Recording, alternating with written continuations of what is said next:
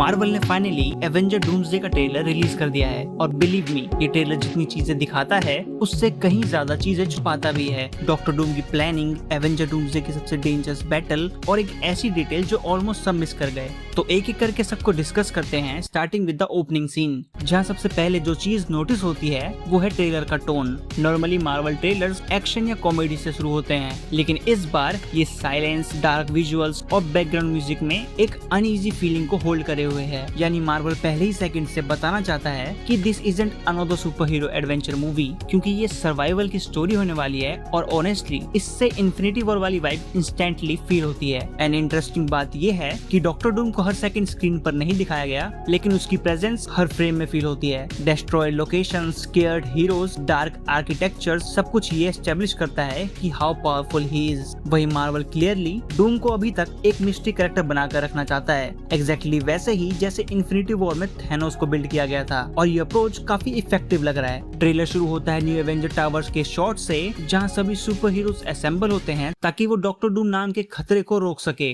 जिसको एग्जीक्यूट करने के लिए ये लोग दो अलग अलग टीम्स बनाते हैं। जहाँ सबसे पहली टीम में हमें Sue Storm, Human Torch, the Thing, Shuri, US Agent, Bucky और एंटमैन दिखाई देते हैं। ये टीम सीधा तलोकन की तरफ जाती है, यानी नेमोर के अंडर वाटर किंगडम में।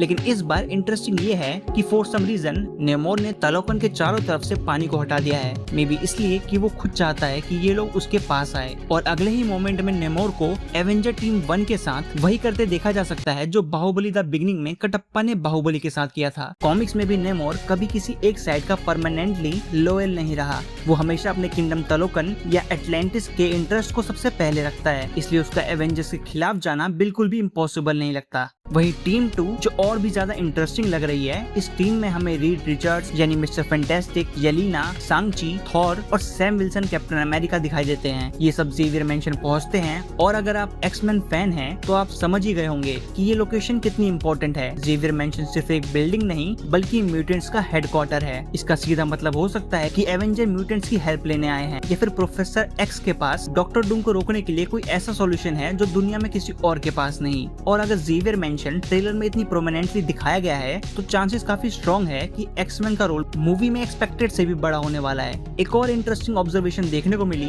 जहां ट्रेलर में किसी भी हीरो के फेस पर कॉन्फिडेंस नहीं है। नॉर्मली टोनी स्टार्क जोक्स मारता था, स्पाइडरमैन एक्साइटमेंट को दिखाता था, थॉर स्माइल करता था, लेकिन इस ट्रेलर में ऑलमोस्ट सब सीरियस है। ये इंडिकेट करता है कि शायद एवेंजर्स ऑलरेडी एक मेजर बैटल हार चुके हैं या फिर डूम की पावर उनकी एक्सपेक्टेशन से बहुत ज्यादा डेंजरस निकली। और अगर ये थ्योरी सही हुई तो मूवी के स्टेक्स एंड गेम से भी ऊपर जा सकते हैं। अब बात करते हैं ट्रेलर के विजुअल्स की, तो नोटिस करो सिर्फ बिल्डिंग डिस्ट्रॉय नहीं हुई है, एनवायरनमेंट ही चेंज होता हुआ लग रहा है। यानी पॉसिबिलिटी है कि डॉक्टर डूम रियलिटी मैनिपुलेट कर रहा हो। अगर कॉमिक्स फॉलो की गई तो डॉक्टर डूम सिर्फ दुनिया कॉन्कर नहीं करता, वो पूरी रियलिटी को अपनी मर्जी के अकॉर्डिंग रीशेप करता है। और यही कंसेप्ट फ्यूचर सीक्रेट वॉर्स का फाउंडेशन भी बन सकता है। अब बात करें ट्रेलर के सबसे हाइप मोमेंट की, तो वो थॉर वर्सेस डॉक्टर डूम की 1-on-1 फाइट के अलावा शायद ही कोई और हो। बाकी तुम अपना फेवरेट मोमेंट कमेंट में जरूर बताना। इसके अलावा ट्रेलर और भी कई 1v1 फाइट को रिवील करता है, जैसे ज़ेवियर मेंशन के अंदर गैम्बिट वर्सेस सांग-ची। इस फाइट सीन के लिए मैं स्पेशली एक्साइटेड हूँ। इसी के साथ you can see Mystique versus Yelena, जहाँ तुम मिस्टिक को अपनी शेप शिफ्टिंग पावर की मदद से येलेना में बदलते हुए देख सकते हो।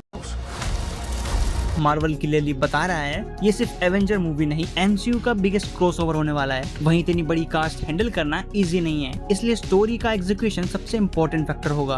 अब बात आती है ट्रेलर के एक्शन मोन्टाज की। Fast cuts, energy blast, explosion, close combat और मल्टीपल बैटल शॉट्स, ये सब कमाल के लगते हैं। लेकिन अगर ध्यान से देखो तो मार्वल ने फाइनल बैटल का ऑलमोस्ट कुछ भी रिवील नहीं किया। जो दिखाया गया है वो सिर्फ हाइप क्रिएट करने के लिए है। ओरिजिनल सरप्राइजेस मूवी के लिए बचाए गए हैं और ये मार्वल की क्लासिक मार्केटिंग स्ट्रेटेजी है। और सबसे इंटरेस्टिंग प्रिडिक्शन, मुझे लगता है कि डॉक्टर डूम को सिर्फ एक विलन की तरह ट्रीट नहीं किया जाएगा। मार्वल उसे एमसीयू का नेक्स्ट थैनोस नहीं, उससे भी बड़ा थ्रेट बनाना चाहता है। अगर डूम रियलिटी को कंट्रोल कर लेता है तो एवेंजर्स के पास सिर्फ एक ही ऑप्शन बचेगा, मल्टीवर्स को कम्प्लीटली रीसेट करना, और वही डायरेक्टली सीक्रेट वॉर्स की स्टोरी को सेटअप करेगा। करेगा। यानी डूम्सडे सिर्फ एक मूवी नहीं, एमसीयू के नेक्स्ट एरा की बिगिनिंग हो सकती है। ओवरऑल ट्रेलर का VFX, background score, dark tone और सस्पेंस काफी इंप्रेसिव लगे। सबसे अच्छी बात यह है कि मार्वल ने अननेसेसरी स्पॉयलर्स रिवील नहीं किए, और अगर एक्चुअल मूवी ट्रेलर जितनी स्ट्रॉन्ग निकली तो एवेंजर डूम्सडे इजीली एमसीयू की बिगेस्ट कमबैक फिल्म बन सकती है।